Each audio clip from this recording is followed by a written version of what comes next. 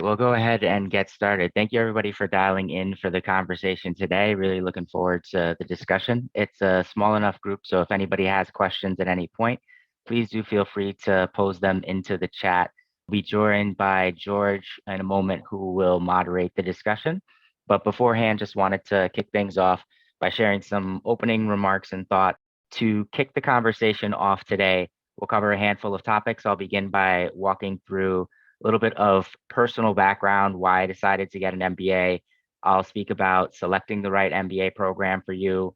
I'll do that through the lens of how I went about deciding that I wanted to go to Harvard for my MBA.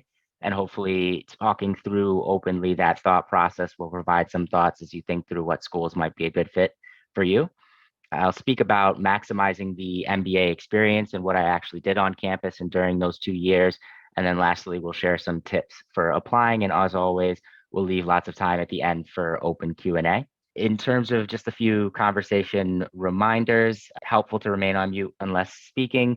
Please do actively ask questions, raise your virtual Zoom hand so that signals that you have a question, and we'll prioritize those.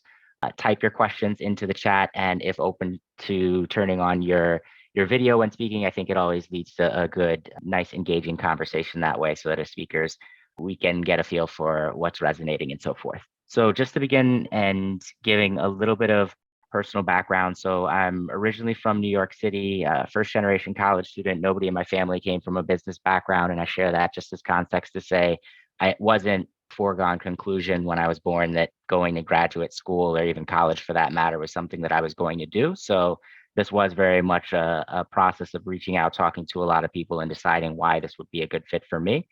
I went to Wharton for undergrad, studied finance, legal studies, and business ethics while I was there. The summer after my freshman year, I did an internship at Google within online sales and operations. And I flag this because this is actually the moment. It was during that summer internship where I decided that eventually I wanted to get an MBA. And a big part of the reason for why is a lot of the people that I had looked up to, even in a context like a place like Google, where you would argue it's tech, it's more entrepreneurial. You probably don't. A lot of people might say you don't need an MBA for being in that space. Even in that space, the people that I looked up to, broadly speaking, the most within the organization, they had an MBA and they either did investment banking or consulting at some point. So that very much informed my thinking and informed my view. Then after that, sophomore year, had interned at Goldman. Junior year, interned at Morgan Stanley. Ended up going to Morgan Stanley full time. Worked within investment banking, sales and trading, multicultural client strategy team focused on increasing business with Asian, Black, and Hispanic clients. And then I spent a little bit of time within the talent management and human capital space. After that, I did an internship in China the summer before starting at HBS, and it was working for an education company. Wanted to do something different prior to the MBA. I actually think one of the nice things about the MBA is that you have the opportunity to do an internship potentially before you start, an internship during, and then some people even choose to do an internship after before starting their full-time work. So a lot of flexibility to try out some new things as you're going through that MBA journey and the 2 years that surround it. In terms of Harvard Business School, there were three things in particular that I wanted to get out of the MBA program, and I'll go into these a little bit later. For me, it was leadership skills, organizational behavior, content, and then gaining personal clarity. So I'll speak about that. And then after graduating from HBS, I joined BCG in our Singapore office, where I've been for the past couple of years. And the majority of the client work that I've done thus far has kind of spanned Singapore, Thailand, and Indonesia. On to the first topic in terms of whether or not to get an MBA. For me, there were a lot of different reasons, so I don't want to oversimplify it, but I think that there was one reason in particular that really hit home with me, which is when I took a longer term view towards whether or not I wanted to get an MBA. If I thought about no MBA, it was basically graduate from college, then work for 30 years and then retire. If I thought about getting an MBA, it was 28 years of work, 2 years of the MBA, and then retire. And there was no scenario in my mind where 30 and 0 felt like a better balance between 28 and 2. So even though that didn't necessarily answer questions like when is the right time to get an MBA, for me, this, taking a longer term view helped put things into perspective. And 30 years is probably 30 years and then retire in today's world is probably a fairly aggressive view. It's probably more like 40, just given that now the average life expectancy of somebody in a developed country, you have a 50% chance of living to be 105 years old.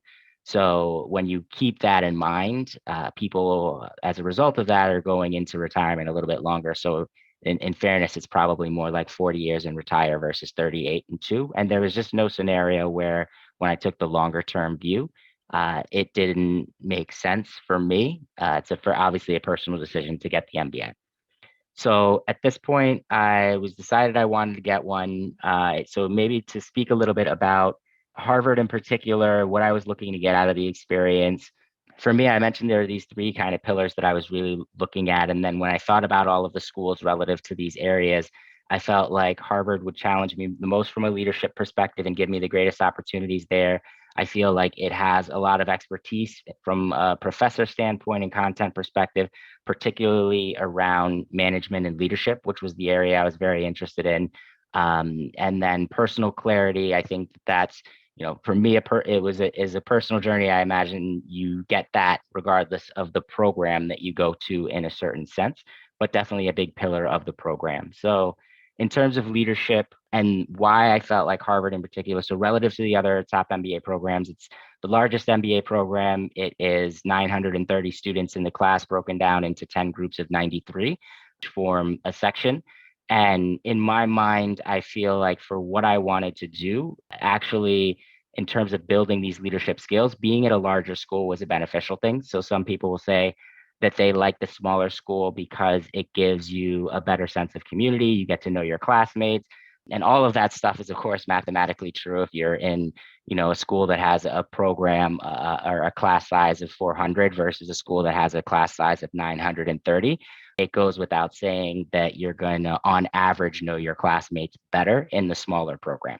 So that is true. The flip side of that is when you think of the alumni community, you're going to have a much smaller alumni community as a result of that. So in my mind, I felt like, okay, as long as I'm able to build a community at HBS, which I felt like I'd be able to do, I wasn't as worried about that. And I actually felt size would be a beneficial thing because every leadership opportunity, as an example, the biggest one was serving as the co-president of my class, which 1,800 MBA students on campus, if you include the first and second years, managing a team of about 70 or so peers, and then a budget of about 1.3 million that we're allocating towards programming and things like that.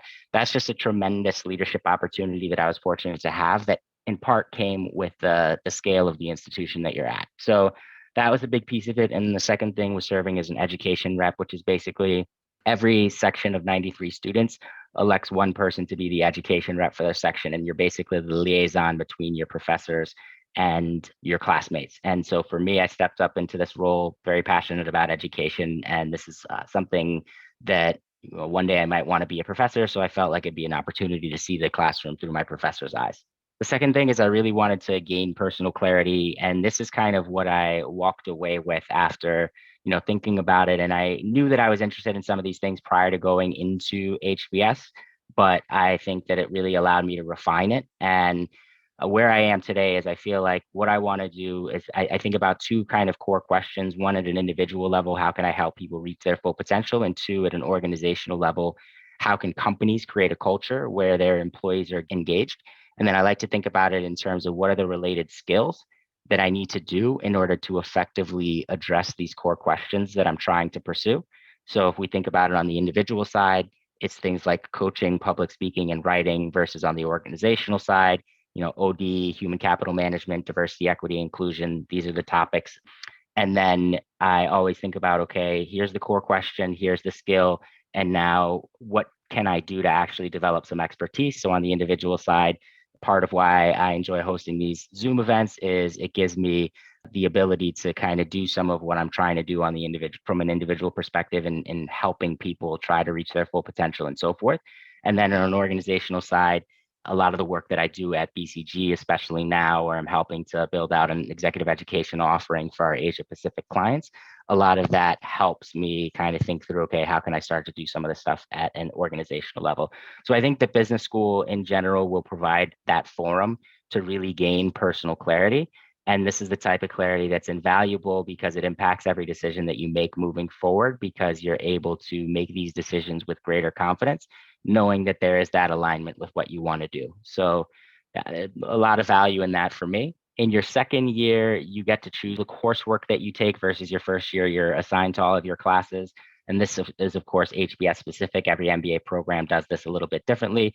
For me, given I knew that I was interested in organizational behavior, I opted to really focus the majority of my coursework around organizational behavior. So I just thought I would list out some of the courses, the content, the professors that really informed my view while I was on campus. And one of the things that I would recommend doing, a big part of what you get from an academic experience is going to be as a result of the professors and their experience and so forth. So for the programs that you're interested in, what I'd recommend doing is ask people who graduated from that program if they can send you a list of the courses that they took and a list of the professors that taught those courses, and then actually take the time to go to that school site and read their faculty pages, look at their bios, and then ask yourself, are the experiences that these professors have ones that I think will give them the ability to really inform and coach and groom me in the way that I would hope professors might be? Because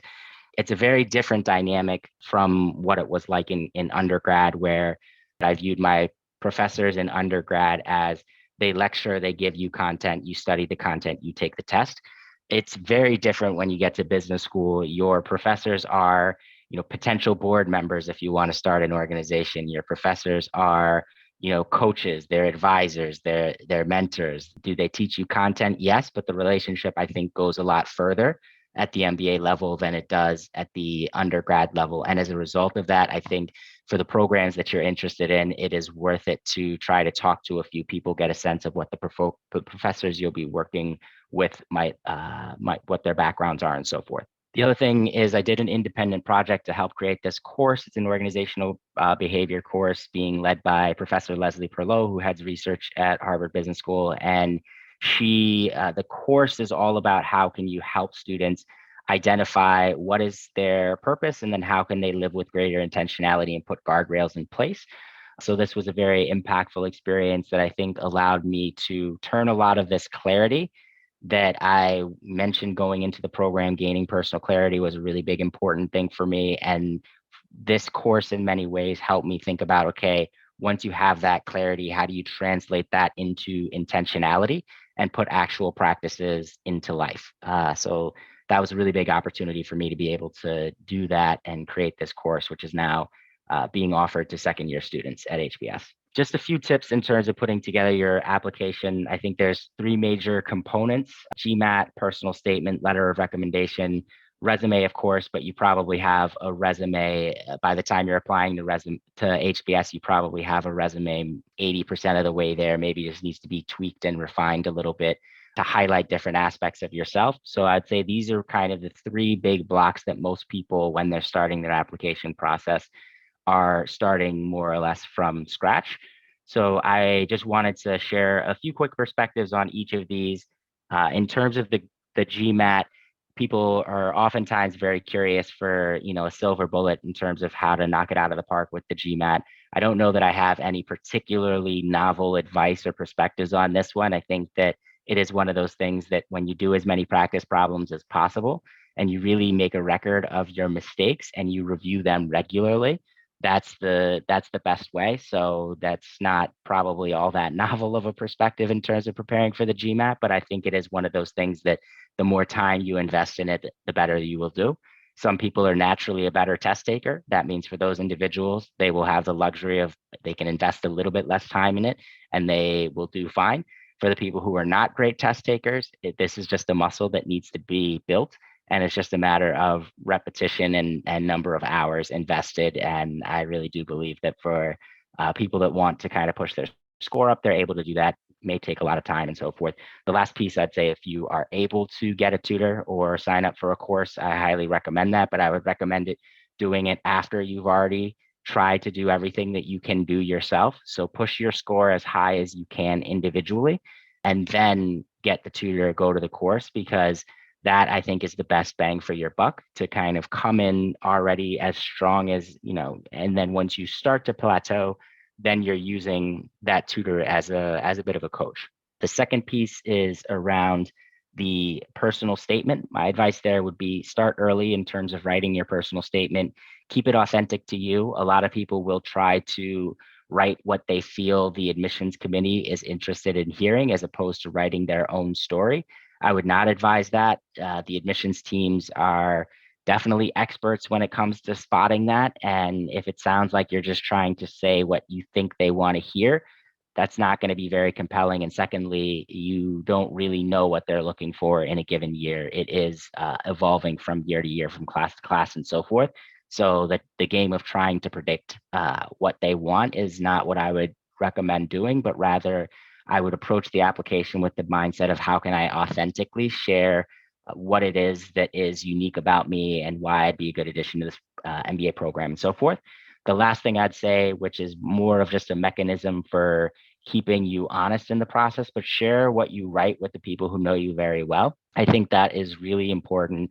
I'd say that when I was going through writing my personal statement, the most helpful perspective that I was able to get was from my mom, who's never worked a day of her life in business, and she never went to college. So it wasn't from a content perspective, but it was just because she knew me well, and she was able to say, okay, there were parts of my application where she asked me, I didn't realize that this element was something that was so important to you. And I would take a step back and I would say, actually, maybe it's not that important to me. And then I'd wonder, oh, maybe I put this in there because I was trying to predict what the admissions committee would want, as opposed to being authentic. And it was like a reminder to remain authentic. So in many ways, I think sharing what you write with people who know you well can be a mechanism for ensuring that what you write remains authentic. And then the last piece is around the letter of recommendation. And when you're thinking about who to write the letter of recommendation, I'd advise kind of looking for three different things. One, look for somebody who knows you well. Two, look for somebody who writes well, because at the end of the day, that's the form that the letter of recommendation comes in. So if they know you well, they think very highly of you, but they're not really great when it comes to actually writing and so forth, then that's not going to make for the strongest application in terms of what the admissions committee actually sees. And then the last piece being somebody who believes in you and somebody who believes that you should get an MBA. So I think it's very hard if the person that you're writing the letter of recommendation for doesn't really even believe you should be going to an MBA program in the first place. It's probably going to impact the tone at which that letter of recommendation takes. So I would say, finding somebody who feels like that is the right fit for you could be that's how I would think about these different blocks.